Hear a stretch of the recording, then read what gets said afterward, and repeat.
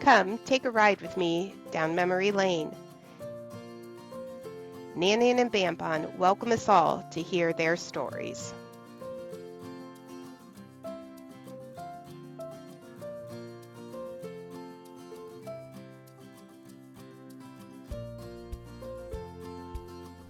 We will travel down High Street from Maynard Avenue through the verdant foliage of southeastern Ohio, then east to the forests of Pennsylvania, and finally to the shores of Connecticut.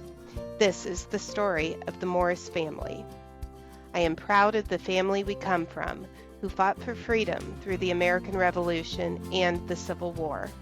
Our tree grows from the Pilgrim roots dug deep into the landscape of colonial America, among first European settlers to make this soil home.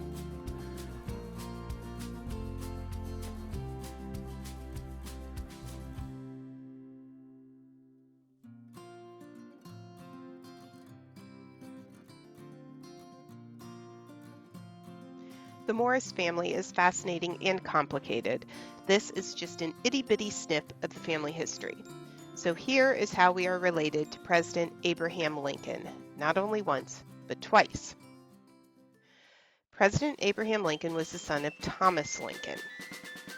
Thomas Lincoln was the son of Captain Abraham Lincoln of Revolutionary War fame. He was the son of Rebecca Flowers, and Rebecca Flowers was married to James Morris. Rebecca and James were the parents of Jonathan Morris, who was the father of Jonathan J. Morris, who was the father of Moses Morris, who was the father of my favorite, John R. Morris, who was the father of Isaac Q. Morris. He was the father of Paul Leroy Morris, who we call Bampon, who's the father of Grandma Connie, Mary Constance Morris Benedict, who's the mother of Marsu Benedict Birtler, and she is my mother, and I am Jennifer Constance Birtler-Hutchinson. So, the story is this. Bampon's fourth great-grandfather, James Morris, was remarried to Rebecca Flowers, and they had a kid in 1739, Jonathan Morris.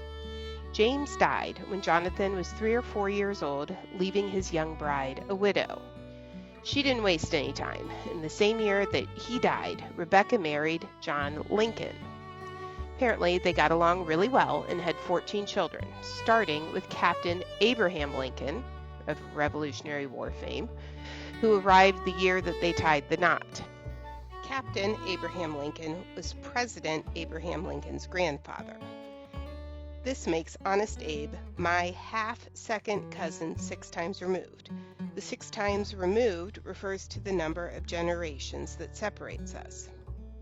The world was much smaller back then than it is now, with no love at AOL or Tinder to help us find our matches.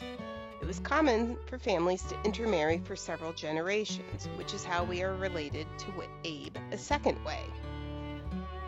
Bampon's fourth grandfather, Jonathan, the 4-year-old whose dad died and mother married into the Lincoln family, he grew up and married Mary West, who we are descended from. She died, and he married Barbara Millard, who was the daughter of Hannah Lincoln. Hannah's brother was John Lincoln, who was the second husband of his mother, Rebecca Flowers. This means that he married his half-cousin, which was cool because they didn't share any DNA. So, that's the story. I fully realize this is a bizarre, roundabout way to claim Lincoln in our family tree. It's almost like it's so confusing that I made it up. I'm fairly confident in my research, though. Of course, our DNA is so diluted between our generation and Rebecca Flowers, there is no true proof we descend from her beyond our records. I do think Bamp's grandfathers up the Morris line look a bit like Lincoln, and when I consider how fiercely Grandma Connie believed in human rights and fought for what was right, I can't help but feel in my heart that she had a little bit of what Abe Lincoln was made of, too.